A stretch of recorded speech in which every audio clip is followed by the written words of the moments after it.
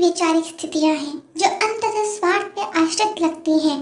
दो अनजान महिलाओं को एक साथ कर देना संस्कृति कैसे हो जाता है, किसके बारे में बात रखी जा रही है?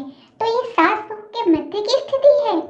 दो अनजान महिलाएं संस्कृति के माध्यम एक साथ किसी भी तरह फिक्स करने की स्थिति, चाहे सास बहू उन सांस्कृतिक रिश्तों में दूर दूर तक ना हो, एक दूसरे की बैरन हो, एक का अहित दूसरे के साथ रहकर फिक्स हो, तब भी सांस्कृतिक आधारों हम साथ साथ हैं। प्रश्न, किसी एक को आंतरिक स्तर पर तोड़ते जाना कैसी सांस्कृतिक स्थितियां हैं? कोई महिला पुरुष के साथ ब्याह कर प्रेम के आधार उसके घर आती है। महिला के साथ ऐसे नियम क्यों? पुरुष अपनी बीवी, अपनी माँ दोनों के साथ रहे। इसे बीवी माँ दोनों एक घर में चाहिए, चाहे दोनों की दूर दूर तक न बन पा रही हो, चाहे दोनों की दूर दूर तक न बन पा रही हो। पुरुष को केवल अपनी खुशी प्रिय क्यों होती है? पुरुष को केवल अपनी खुशी प्रिय क्यों होती है? फिर वे इसके लिए सांस्कृतिक पृष्ठभूमि का आश्रय बुलंद करता है। स्त्री पुरुष की खुशी का मान रखे, स्त्री पुरुष की खुशी का मान रखे। पुरुष के लिए स्त्री खुशी का कोई मुख्य प्रश्न नहीं। अपना घर छोड़ अनजान परिवेश में आए और न बनने पर केवल सांस्कृतिक कारणों पर मजबूर करके साथ रखी जाए। प्रश्न, जबरन किसी को साथ रखने की कैसी धारणाएं हैं? जबरन किसी को साथ रखने की कैसी धारणाएं हैं? अगर धर्म संस्कृति आदर्श को हटा वास्तविक स्तर पर देखें तो सांस्कृतिक आधारों पर दो अनजान महिलाओं को जबरन एक साथ जोड़ने, जबरदस्ती बिठाए रखने की धारणाएं। प्रश्न, किस प्रकार की सांस्कृतिक स्थितियां हैं? किस प्रकार की सांस्कृतिक स्थितियां हैं? महिला पुरुष दोनों विवाह के बंधन में प्रेम के चलते आते हैं। तो प्रश्न, प्रेम में त्याग केवल स्त्री पक्ष ही क्यों करती है? प्रेम में त्याग केवल स्त्री पक्ष ही क्यों करती है? फिर एक पक्षीय त्याग को संस्कृति का नाम दो, जो असल में दो अजनबी हैं, उनकी अंदर से बन नहीं पा रही। एक पक्षीय त्याग को संस्कृति का नाम दो, दो अजनबी की अंदर से नहीं बन रही है, दो अजनबी की अंदर से नहीं बन रही है।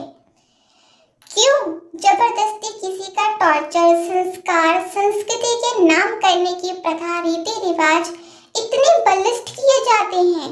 संस्कृति को दूसरी भाषा, दूसरे शब्द में जबरदस्ती का लड़ भी कह सकते हैं।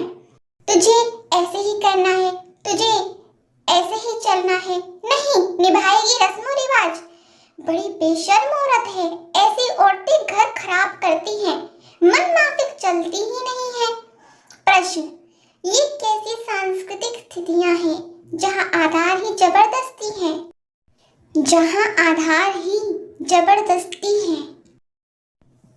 ये कैसी स्थितियां हैं जहां आधार ही जबरदस्ती है? न मानो तो गलत धारणाओं पर खिंचा कोसो। प्रेम स्त्री पुरुष दोनों करते हैं, प्यार के पवित्र बंधन में दोनों आते हैं। तो प्रश्न, क्या केवल सांस्कृतिक आधारों पर केवल स्त्री ही क्यों करती है? खासकर जब सास ससुर दोनों जवान, हष्ट पुष्ट तंदुरुस्त हो, जला कर किसी को जबरदस्ती साथ रखो। संस्कृति बहुत जगह क्रिमिनल आधारित गतिविधियां लगती हैं, जहां पुरुष सर्वोपरि है और महिला व्यक्तित्व तो कुछ भी नहीं है। जहां पुरुष सर्वोपरि है और महिला व्यक्तित्व तो कुछ भी नहीं है।